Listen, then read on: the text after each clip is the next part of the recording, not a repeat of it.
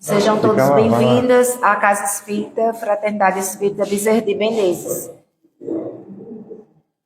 Antes de iniciar a leitura, eu vou passar alguns avisos. A campanha do Quilo, ela é realizada todos os domingos. Interessados, falar com o senhor Sebastião. Aqueles que puderem contribuir para a sopa, que ocorre todos os sábados, falar com o senhor Sebastião. Espiritismo no ar. Às 8 horas da manhã, ao vivo pelo canal do YouTube. Apresentação, Soares e Silmara, respondendo perguntas e trazendo notícias sobre o movimento espírita. Estudo da série psicológica de Joana de Ângeles. Às 15 horas, online, em nossa página Facebook e pelo YouTube. Conexão para a Luz, facilitador José Soares. Estudo do ESE, às 16 horas. Estudo sistematizado da doutrina espírita, facilitador Aurélio Gama. Todas as segundas-feiras, com Rubens Ferreira, esclarecimentos sobre as passagens do Evangelho, tratamentos e passes. Programação, quinta-feira. Estudo do projeto Espiritizar. Às 19h30, online em nossa página do Facebook e pelo canal do YouTube. Conexão para a Luz, facilitador José Soares. Estudo das obras de Manuel Filomeno de Miranda, às 20h30, online em nossa página do Facebook e no canal Extraindo Lições. Facilitadora Silmara Melo. Leitura do livro Fonte Viva, coleção Fonte Viva, Chico Xavier, pelo Espírito Emmanuel. Capítulo 93, Altar Íntimo. Temos um altar, Paulo, Hebreus 13:10. Até agora construímos altares em toda parte, reverenciando o Mestre e Senhor, de ouro, de mármore, de madeira, de barro, recamados de perfumes, preciosidades e flores. Erguemos santuários e convocamos o concurso da arte para os retoques de iluminação artificial e beleza exterior. Materializado o momento da fé, ajoelhamos-nos em atitude de prece e procuramos a inspiração divina. Realmente, toda movimentação nesse sentido é respeitável, ainda mesmo quando cometemos o erro comum de esquecer os somitos da estrada, em favor das suntuosidades do culto, porque o amor e a gratidão ao poder celeste, mesmo quando mal conduzidos, merecerão reveneração. Todavia, é imprescindível crescer para a vida maior. O próprio Mestre nos advertiu, junto à Samaritana, que tempos viriam em que o Pai seria adorado em espírito e verdade. E Paulo acrescenta que temos um altar. A finalidade máxima dos templos de pedra é a de despertar-nos a consciência. O cristão acordado, porém, caminha oficiando como sacerdote de si mesmo, glorificando o amor perante o ódio, a paz diante da discórdia, a serenidade à frente da perturbação, o bem à vista do mal. Não olvidemos, pois, o altar íntimo que nos cabe consagrar ao divino poder e à celeste bondade. Comparecer ante os altares de pedra, de alma cerrada à luz, à inspiração do Mestre. É o mesmo que lançar um cofre impermeável de trevas à plena claridade solar. Se as ondas luminosas continuam sendo ondas luminosas, as sombras não se alteram igualmente. Apresentemos, portanto, ao Senhor as nossas oferendas e sacrifícios, em cotas abençoadas de amor ao próximo, adorando no altar do coração, e prossigamos no trabalho que nos cabe realizar. A nossa palestra de hoje será ministrada pelo nosso irmão Aurélio Gama, com o seguinte tema: necessidade da caridade, segundo São Paulo, o Evangelho segundo o Espiritismo. E no próximo sábado, dia 22, vai ser com Rômulo Vasconcelos, um sábio ambicioso, o céu e o inferno. E agora, para fazer a prece, a nossa irmã Lucinéia.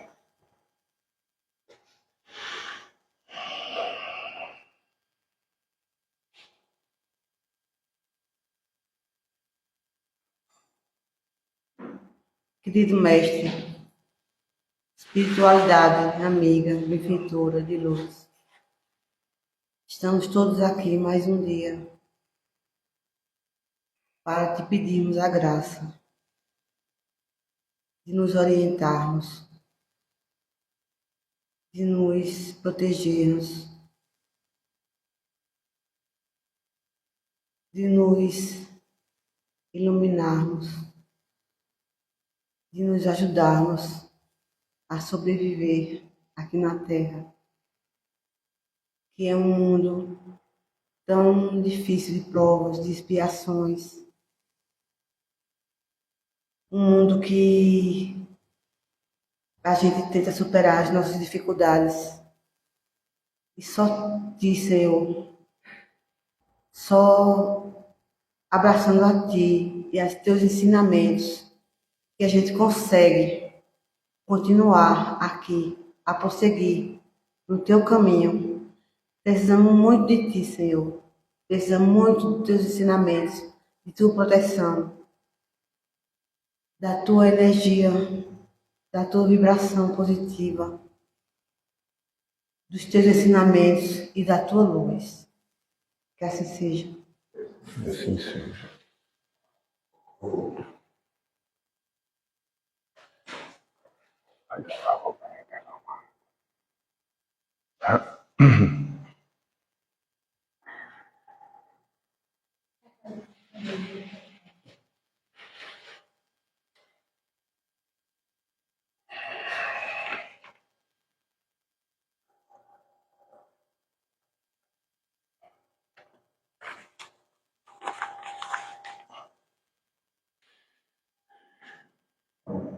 Boa noite a todos. Boa noite. Que a paz de Jesus envolva-nos nessa noite, sob o amparo da espiritualidade, dos amigos espirituais, dos benfeitores dessa casa, que há muito já prepararam esse ambiente para o nosso acolhimento. Então, vamos vibrar de alegria por estarmos aqui nessa casa de oração, nessa casa de acolhimento, nessa casa de luz, em que Jesus se faz presente continuamente, e agora ainda mais em nossos corações. Então sejam todos muito bem-vindos nessa noite para o nosso encontro, para este nosso diálogo sobre o Evangelho. Se quiserem desligar, pode desligar, viu? Vocês podem estar. E o tema proposto na noite de hoje, e ao observar a leitura preparatória, o exórdio que foi trazido, ele traz exatamente um contexto muito próprio, muito íntimo da proposta do pensamento de Paulo e também de todas as suas prerrogativas de trabalho, a sua proposta maior diante daquilo que ele, que foi um dos maiores divulgadores, fundador de diversos núcleos religiosos, igrejas e instituições, em que não conheceu Jesus. Então, ele viveu Jesus pelo sentimento, por aquilo que para ele era mais essencial. E talvez seja esse o caminho que ele nos adverte, para que possamos, na compreensão maior, viver, sentir a presença do Cristo em nossas vidas. Nós estamos há mais de 2000 anos ouvindo, falando, buscando exemplos e buscando nos alinharmos do pensamento do Cristo e, mais ainda, na sua proposta revolucionária interior que nos remete a olhar para dentro de nós, contínua e existencialmente. Razão pela qual, ao fazermos essa análise do tema proposto de hoje, a necessidade da reencarnação, da caridade segundo Paulo, nós vamos observar exatamente como a leitura de preparação, que é não viver os tempos aqui fora. E Paulo vem edificar isso de uma forma tão profunda que é preciso que a gente relembre esses fatos. Mas precisamos relembrá-lo na essência das suas palavras, literalmente.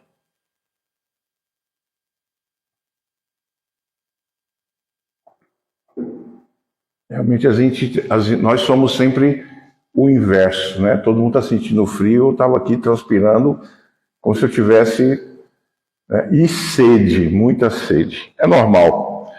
Quando eu era vivo, era assim também. Então nós vamos ver que o Evangelho nos traz esse trecho, da qual nós vamos estudar hoje, que é o capítulo 15, Fora da Caridade não há Salvação, em que os itens 6 e 7, necessidade da caridade segundo Paulo. Qual é a necessidade da caridade, né?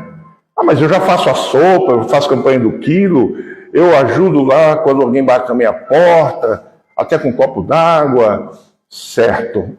Será que é isso que Paulo está nos alertar?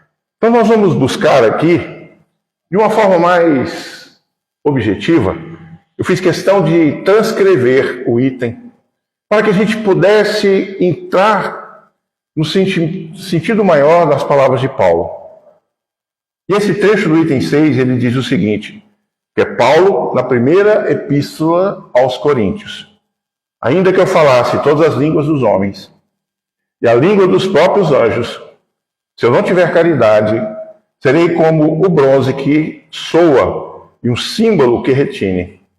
Ainda que tivesse o dom da profecia, que penetrasse todos os mistérios e tivesse perfeita ciência de todas as coisas, ainda quando eu tivesse toda a fé possível, até o ponto de transportar montanhas, olha isso que Paulo colocou. Se não tiver a caridade, nada sou.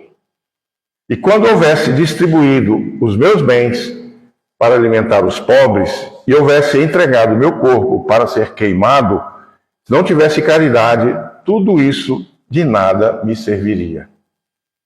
E ele ainda vai mais adiante. A caridade é paciente, é branda e benfazeja. A caridade não é injubilosa, não é temerária, nem precipitada. Não se enche de orgulho, não é desdenhosa, não cuida dos seus interesses, não se agasta, não se azeda com coisa alguma, não suspeita do mal, não se rejubila com a injustiça, mas se rejubila com a verdade. Tudo suporta, tudo crê, tudo espera, tudo sofre. Agora, essas 3 virtudes, fé, esperança e caridade, permanecem. Mas, dentre elas, a mais excelente é a caridade. Aí nós vamos ver que Paulo, nessa carta aos Coríntios, tinha um sentido pela qual ele transcreveu isso. E nós vamos lembrar que Paulo, nas suas cartas, ele as escrevia quando estava na prisão. E nós vamos ver, nesse contexto, que para entender essa mensagem, a escrita de Paulo, né, nessas palavras, em qual ele dá ênfase a determinadas situações, é preciso compreender o cenário caótico da comunidade de Corinto, quando, no ano 54 depois de Cristo, era uma metrópole portuária da Grécia, extremamente rica, cosmopolita e estratégica para o Império Romano. E ali Paulo fundou uma das suas igrejas, que era famosa pelo excesso de luxo, Corinto, pelas festas, pela prostituição religiosa, nos templos de Afrodite. Sendo uma cidade de cultura grega, as pessoas valorizavam excessivamente a retórica, ou seja, o falar bem, a comunicação, né, a explicação, a filosofia, os mistérios ocultos e os títulos de conhecimento. Então esse era o cenário de Corinto, em que Paulo, ao fundar uma das suas instituições, se deparou com isso.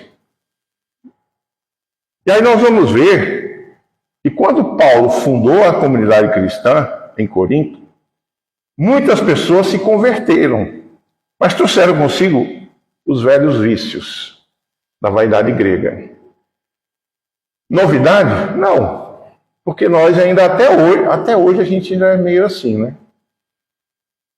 A gente se torna espírita, mas quer manter ainda os nossos ritualismos.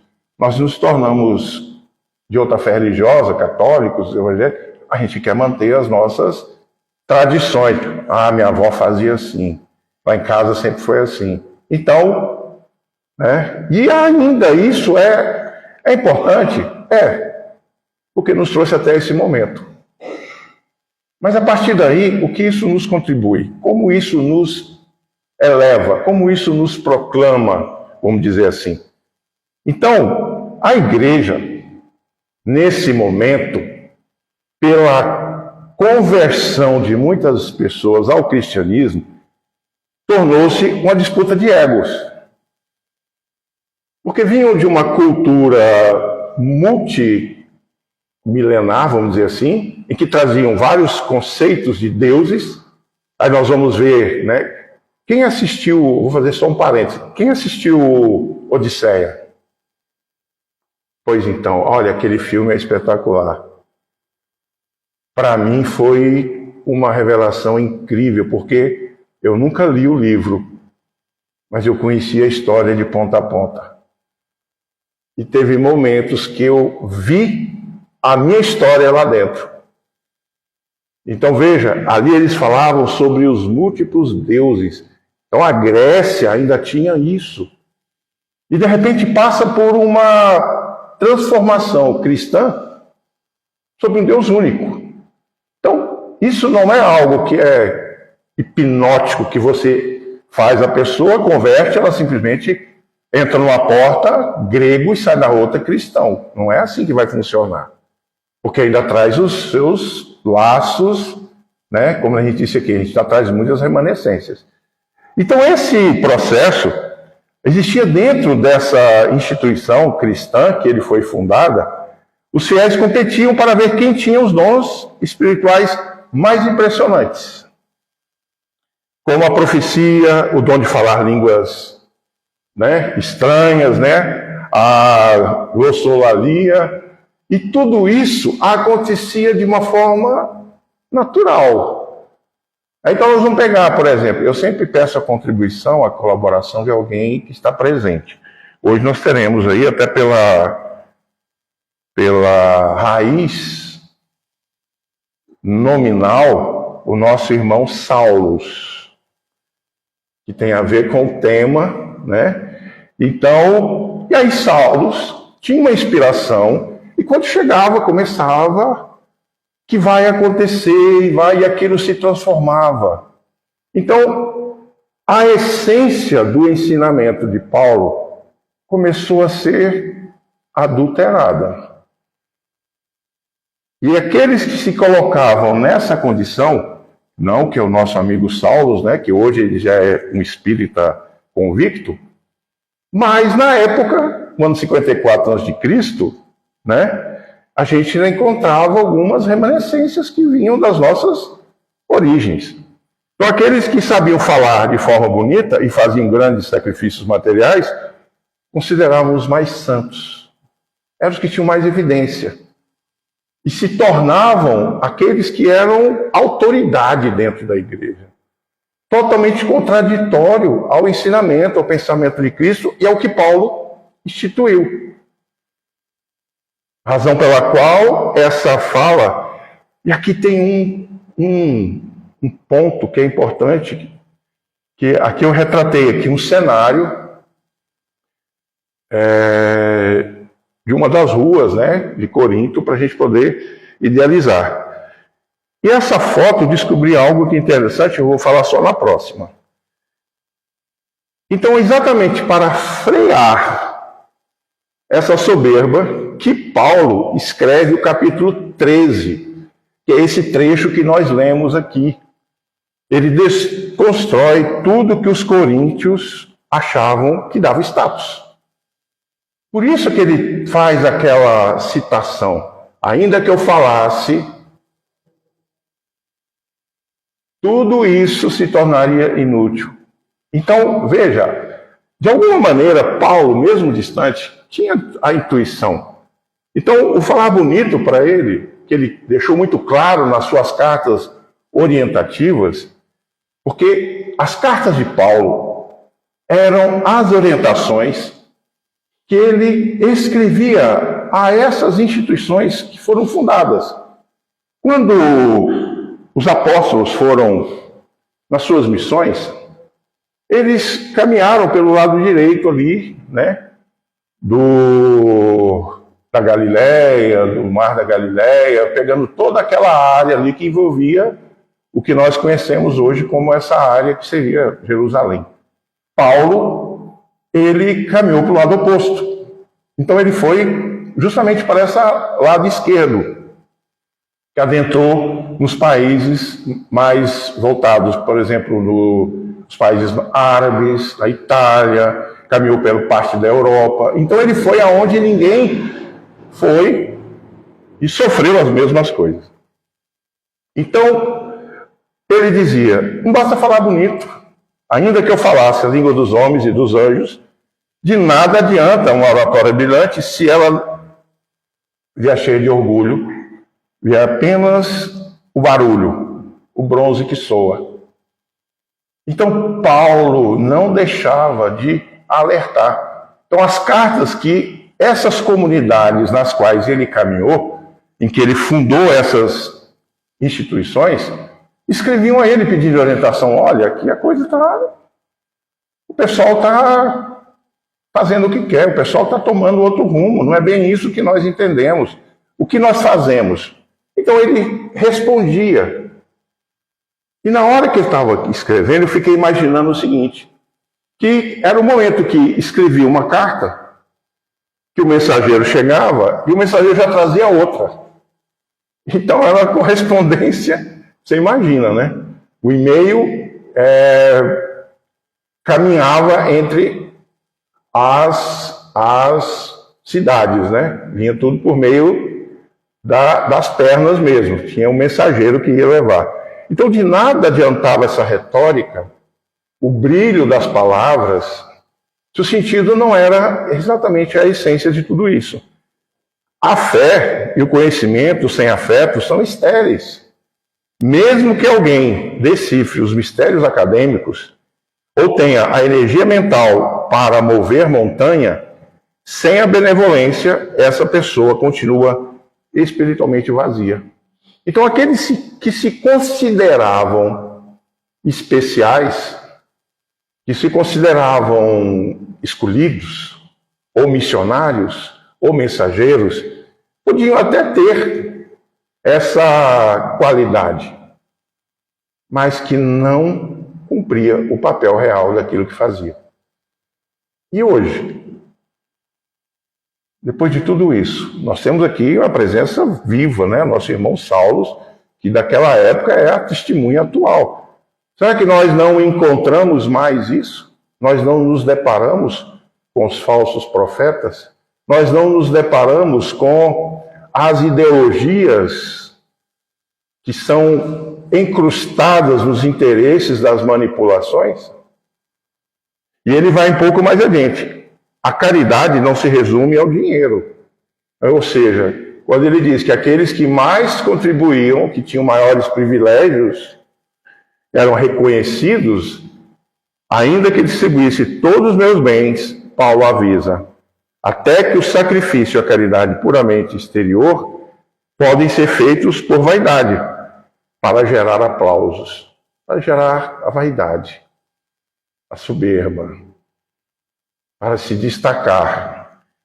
E com isso eu garanti o meu quinhão, né? Olha, qual é a minha parte aqui de hoje. Então, se não houver o amor real no coração, o mérito espiritual é nulo. Então veja como Paulo, ele conhecia também as suas ovelhas. Ele sabia o meio, ele sabia a interferência moral daquele povo, porque era uma das cidades de destaque, que era uma cidade que se projetava no meio comercial, pelo seu porto e por tudo aquilo que ela realizava. Então ele sabia também que havia as deteriorizações morais. Por isso que nessa carta ele é bem específico.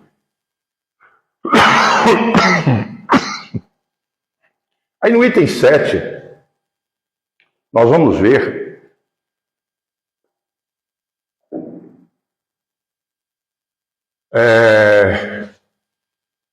a explicação que nos é trazida no Evangelho, que diz o seguinte, que de tal forma Paulo compreendeu essa grande verdade que disse, mesmo que eu tivesse a língua dos anjos, quando eu tivesse o dom da profecia, que penetrasse todos os mistérios, quando eu tivesse toda a fé possível, até o ponto de transportar montanhas, se não tiver a caridade, nada sou.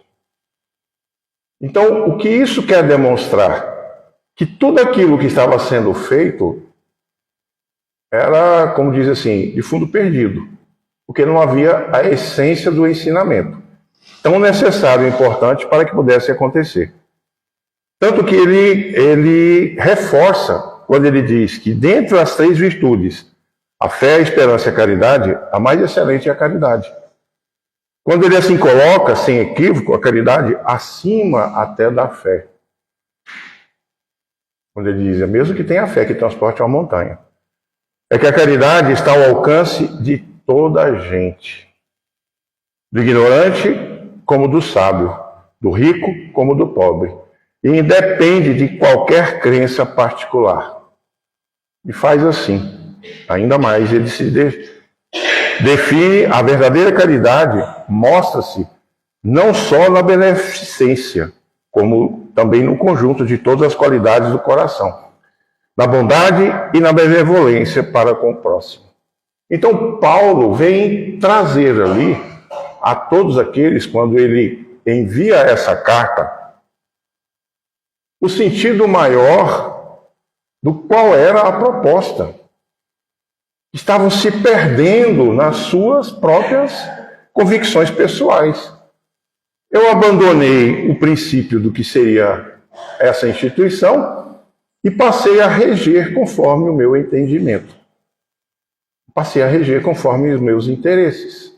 Passei a regê-la conforme as necessidades em que aquilo se fazia. Então, se eu sei que determinada pessoa está passando por uma situação ruim, assim eu imagino que na época estava acontecendo, a pessoa ia lá e pelas palavras convincentes daqueles que já eram os seus doutores, olha, você precisa contribuir mais para que o seu mérito seja alcançado. E aí nós fomos entregando tudo. E aí quando eu estava fazendo essa proposta, que eu fui buscar esse mensageiro, olha quem eu encontrei que está nessa foto. Aí quando eu olhei essa foto, eu falei assim, rapaz, Edson tem razão. Eu estou começando a me convencer que Edson tem razão. Porque Sebastião é algo perpétuo. Olha quem estava lá na rua, junto com eles, trazendo as mensagens. Eu falei, rapaz, o Edson tem razão. Eu estou começando eu acho que o Edson é evidente, ele não está querendo dizer nada, certo? Mas, voltando lá.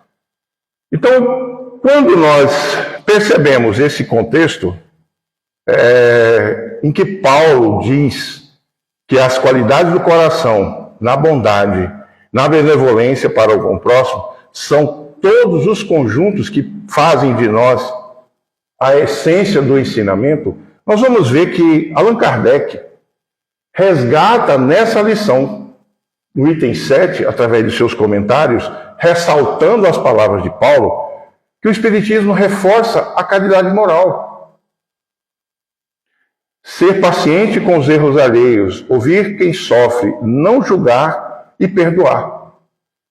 É muito mais difícil e meritória do que a caridade material. Apenas dar uma moeda para aliviar a consciência. E muitas vezes já se dá a moeda, tá certo, ó, toma, vai com Deus. É para livrar da pessoa.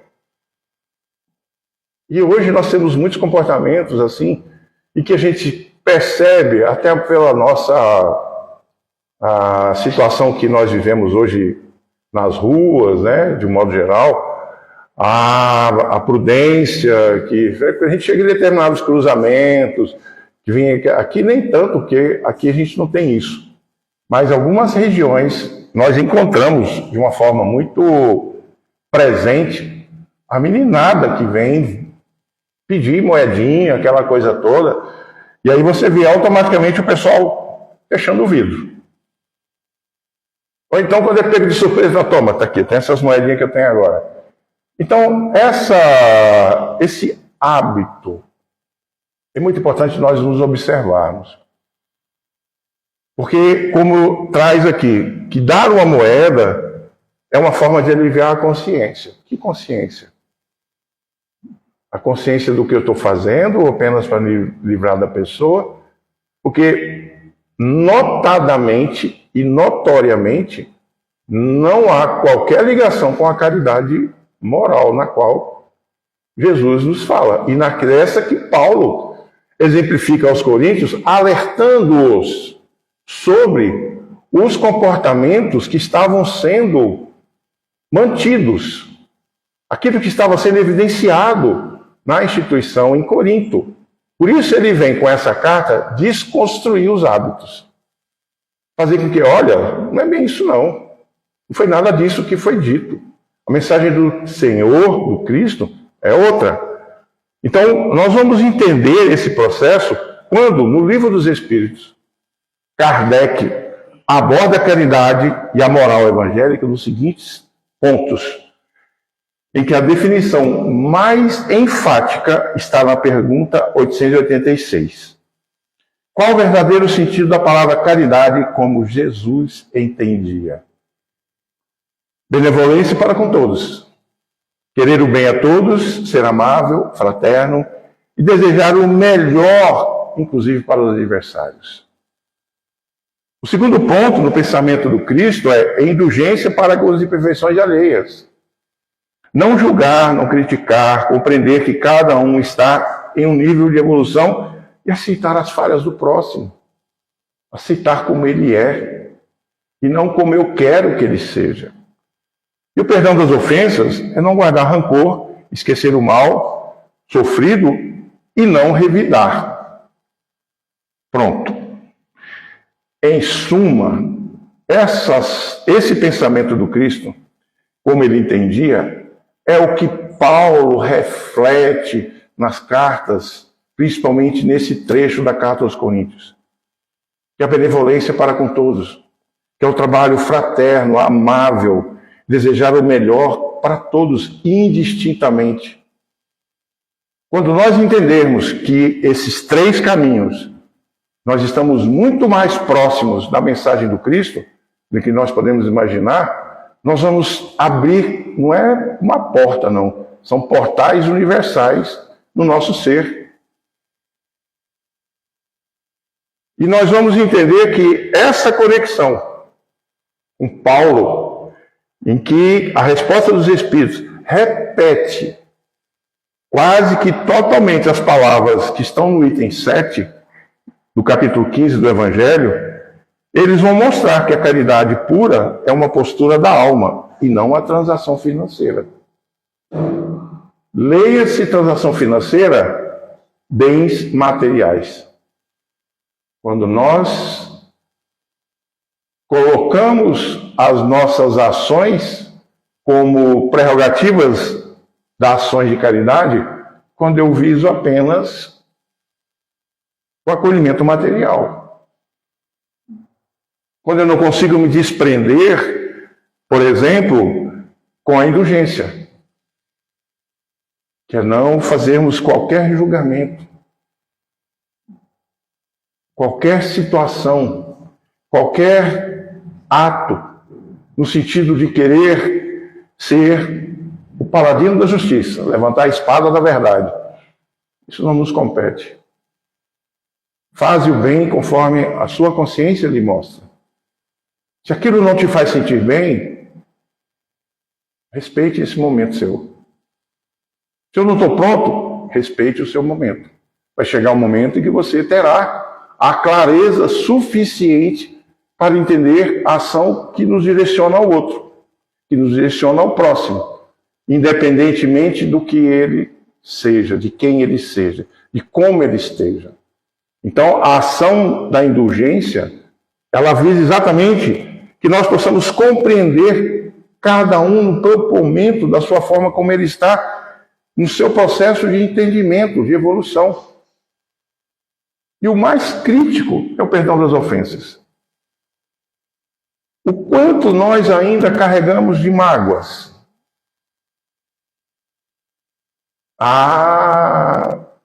Aniversário do meu filho, eu mandei os parabéns e ele nem respondeu.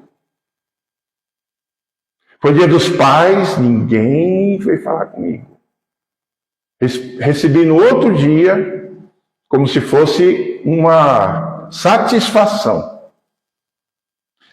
E nós vamos nos contaminando. Porque esse perdão das ofensas é a gente não guardar rancor. Aí eu estou andando na rua, vejo parar do outro lado Saulos.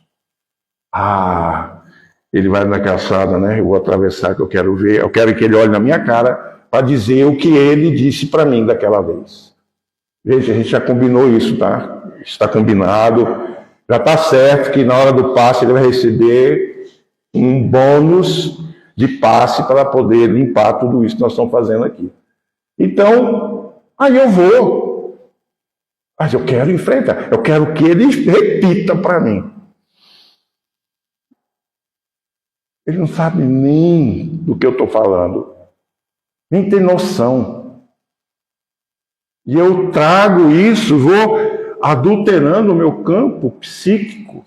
A minha atmosfera psíquica, mental, já está ali totalmente endurecida. E eu chego para ele e não falo nem bom dia. Eu falo assim, eu quero ver. Eu já vou descarregando. Ele está... Não é mais o Saulo que a gente conhece. É uma pessoa calma, serena, fala baixo. Imagina. Qual seria a reação dele nesse momento?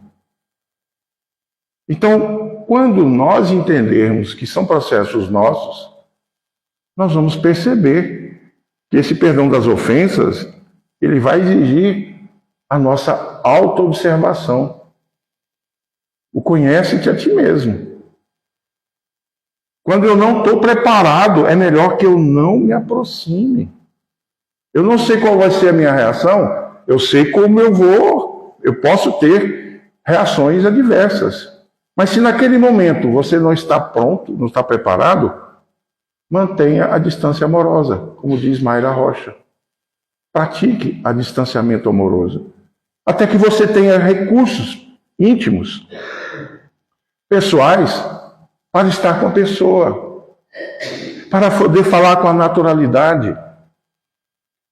Não que seja importante ou necessário, porque pode ser apenas o meu ponto de vista. É pessoal. E quando nós falamos da questão da benevolência, é o querer o bem a todos. É a máxima da prática da caridade, do amor como Cristo nos convida para exercê-lo. Então, diante de tudo isso, nós vamos perceber que a caridade pura é uma postura da alma e não uma transação financeira. E nessa questão que nós vamos entender que, na pergunta 886, que traz ali exatamente a pergunta e o pensamento do Cristo. Como ele entendia a caridade. O resumo de dos seus ensinamentos.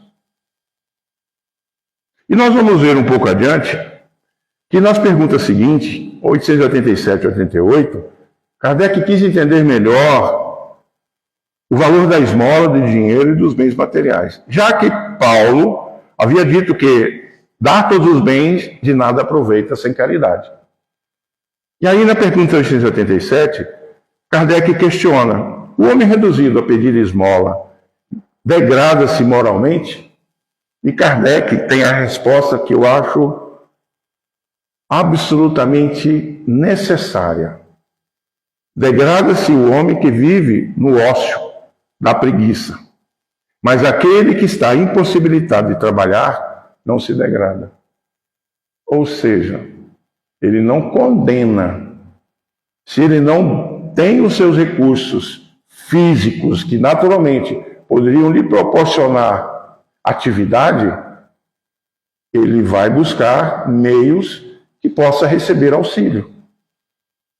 Totalmente diferente do que nós encontramos hoje, né? Pessoas aí que têm 5, 6 cartões Bolsa Família, que recebem auxílio e tal, que tem trabalho, que trabalham em órgãos públicos e se prevalecem diante de tantos outros que estão passando fome. Que deixam de receber, que são cortados de uma forma totalmente abusiva. Então os espíritos explicam que a sociedade, a quem se degrada por não organizar o amparo aos necessitados. E na pergunta 888, o que deve pensar da esmola? Os espíritos afirmam que o homem que pede esmola quase sempre se sente humilhado. Ele se coloca numa condição inferior. A verdadeira caridade vai até o necessitado para evitar que ele precise pedir. Por isso que eu sempre repito e falo, porque nós nos convergimos à casa espírita para o aprendizado, como escola, onde você vai para aprender. Mas o exercício desse aprendizado é das paredes para fora. É no nosso dia a dia, na essência daquilo que nós executamos ou exercemos. E se nós quisermos saber aonde existe a dor e o sofrimento, a gente sabe onde encontrar. Não precisamos ir muito longe, não. E o mérito de tudo isso está em como se dá. Com amor, com respeito e discrição, tratando o outro como igual. Que não intimide, que não cause nele o constrangimento. E que muitas vezes a gente vê as pessoas, é o meu ponto de vista, que fazem isso e fazem questão de serem notadas.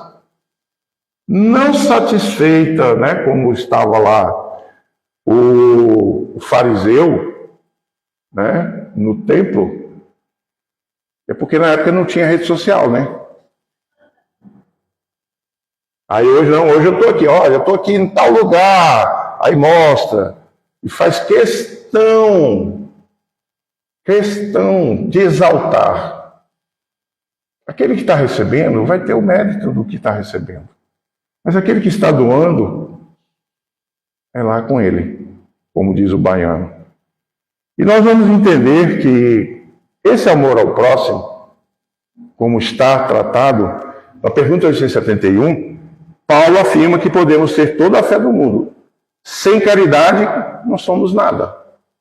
Kardec questiona os espíritos sobre a base da justiça e dos direitos naturais.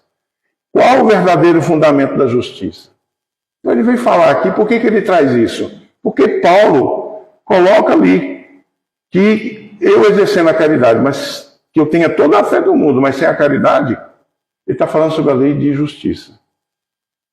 E aí Kardec questiona, qual o verdadeiro fundamento da justiça? A resposta é muito clara. O fundamento da justiça é o querer para os outros o que queríamos para nós mesmos. Alguém entendeu aqui o que Jesus falou? Desejar ao outro, amar o próximo como a... Aí está a lei de justiça. Então Jesus, em todos os seus momentos, ele não só e expõe para nós os verdadeiros caminhos. Esse manual de vida, que é o Evangelho, ele é um roteiro existencial, onde está contido ali todas as máximas do Cristo a nos orientar, a nos trazer uma visão ampliada das nossas condições íntimas, em que nós é que somos esses juízes. Nós é que fazemos essa análise. Não é ninguém, não. Nós não vamos chegar no plano espiritual, sentar numa cadeirinha ali, e em volta vieram uma comitiva espiritual de justiça divina. Imagina o cenário. Aí nós temos os que são os promotores, que vão defender, e os serão os acusadores. Qual o tamanho da nossa capivara? Qual o tamanho da nossa ficha corrida? Qual o tamanho desse papiro que vai abrir lá na frente? É complicado. Então os Espíritos deixam claro que Deus gravou na nossa consciência, do homem, que a maior lei é a de amor e dos trabalhos cooperativos. Quem ignora a caridade, viola essa lei divina. Por isso que está bem implícito no Livro dos Espíritos, quando Kardec pergunta sobre essa questão dessas leis. E fica claro que elas estão em nossa consciência, a nos remeter em observar. E é muito importante isso, porque aquele que está buscando o autoburilamento, ele vai sentir como se algo ressonasse dentro dele. Opa, peraí, não, isso não é meu, eu não penso assim, por que eu estou querendo agir? Essa moedinha aqui não é minha, porque veio a mais no troco. Então a gente tem que, são esses pequenos atos, são as pequenas demonstrações que vão nos colocar diante da realidade de nós mesmos. Pode parecer nada, pode parecer bobeira, pode parecer... Mas é importante que a gente observe isso, dos nossos comportamentos, das nossas ações, dos nossos momentos em que nós somos convidados a olhar para isso. Então, essa universalidade do ensinamento que nós vamos entender do próximo, de acordo com o entendimento de Jesus, que é explicado no Evangelho, a caridade não deve se limitar aos amigos, parentes e simpatizantes. Porque até o preso, o assassino, o exterminador, o executor, o carrasco, eles têm amor pelos seus. Eles não têm amor pelos seus entes queridos, pelas suas esposas, pelas suas mães, pelos seus pais, pelos seus irmãos. Eles não têm amor. Uma pessoa totalmente desprovida de sentimento. Negativo. Ele tem os sentimentos. E Jesus vem falar que que a caridade, ela não se limita ao nosso círculo. Ela transporta, ela transpassa as paredes. Jesus estendeu o dever da caridade até os inimigos. O que é dar a outra face? É exatamente isso. Amar os inimigos e fazer o bem aos que nos odeiam é a expressão máxima da caridade que ele exemplificou, pois exige a completa superação do orgulho e do egoísmo. Passar por cima de nós mesmos vai exigir de nós muita força de vontade, muito desejo de superação. E analisar os ensinamentos de Jesus, ao nós analisarmos, o Espiritismo destaca que Jesus coloca a caridade como a única condição verdadeira para a evolução espiritual, para a nossa elevação. Ele iguala todos os seres humanos, pois qualquer pessoa, rico ou pobre, instruído ou analfabeta, de qualquer religião, tem a capacidade de ser boa, indulgente, caridosa com seu semelhante. Em resumo, sabe perdoar, sabe exercer o perdão. E nós vamos ver que nesse processo, ainda mais, onde Paulo, os ensinamentos de Jesus e a mensagem que os Espíritos nos trazem, mostram que a evolução da alma não se mede por inteligência, talentos artísticos ou posses materiais, mas que estritamente passa pela nossa capacidade de amar e servir. Essa é o verdadeiro sentido da mensagem de entendimento da caridade, segundo Paulo. Quando nós entendermos e colocarmos estritamente que em nós esse processo ele é único, pessoal, verdadeiro, profundo, é vivido em nós e que não é um ato externo, ele não pode ser conduzido como se fosse uma prerrogativa de comportamento. Nós vamos entender que Paulo, preocupado com o direcionamento que a instituição de Corinto estava sendo conduzida, escreve o capítulo 13 da carta aos Coríntios, a primeira carta dele. Então, tudo isso tem a ver conosco e nos faz refletir hoje o pensamento espírita, a realidade na qual nós estamos buscando o nosso aprimoramento moral. Porque o pensamento espírita, ou o ensinamento dos espíritos, eles querem promover em nós uma mudança, uma melhor condição para o nosso processo de maturidade espiritual e moral. E nos conduzir a isso. Razão pela qual Jesus disse: eu lhes enviarei um Consolador, que tudo esclarecerá. E assim chegam os espíritos de diversas camadas. Calma, estava demorando. Das diversas esferas superiores, trazendo os seus relatos, trazendo os seus ensinamentos, edificando ainda mais a mensagem do Cristo de amar, servir e trabalhar. Então, que Jesus ilumine a todos nós e busquemos, através desses momentos, olhar o Evangelho como modelo, como guia espiritual para o nosso ser. Como se ali, ao ler o Evangelho, estamos sentindo, ouvindo e vivendo as palavras de Jesus em nossas vidas. Muita paz a todos, gratidão a esse momento, gratidão ao meu amigo Saulos pela contribuição da noite e a colaboração do nosso amigo Sebastião, né? Pela presença ali, que ficou registrado, mesmo que você não queria, ali ficou escondidinho, mas apareceu. Ok? Então, antes de encerrar, eu sempre faço, né, um sorteio de um livro, que é importante a gente falar e edificar, e quanto mais nós pudermos propagar os ensinamentos, a mensagem, né, dos Espíritos, é importante.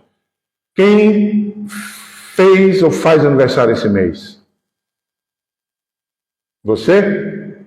Faz favor, venha receber seu livro.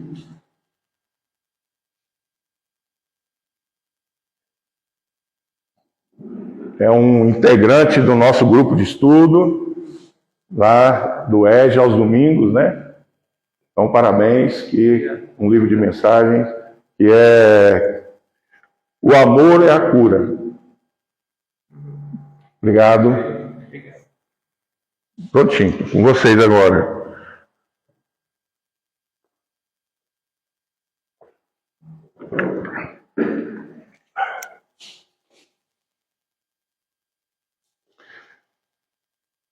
Seu Aurélio, gratidão pela palestra. Deixa eu sentar aqui. Belíssima palestra. Agora vai ser a prece final, a nossa irmã, e depois os passes individuais. Ainda é cansativo.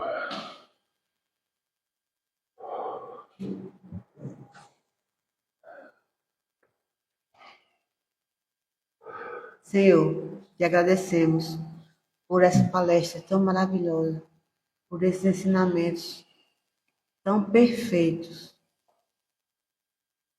tão grandiosos que obtivemos hoje, que possamos colocá-los em prática, hoje e sempre. Que assim seja. Assim seja.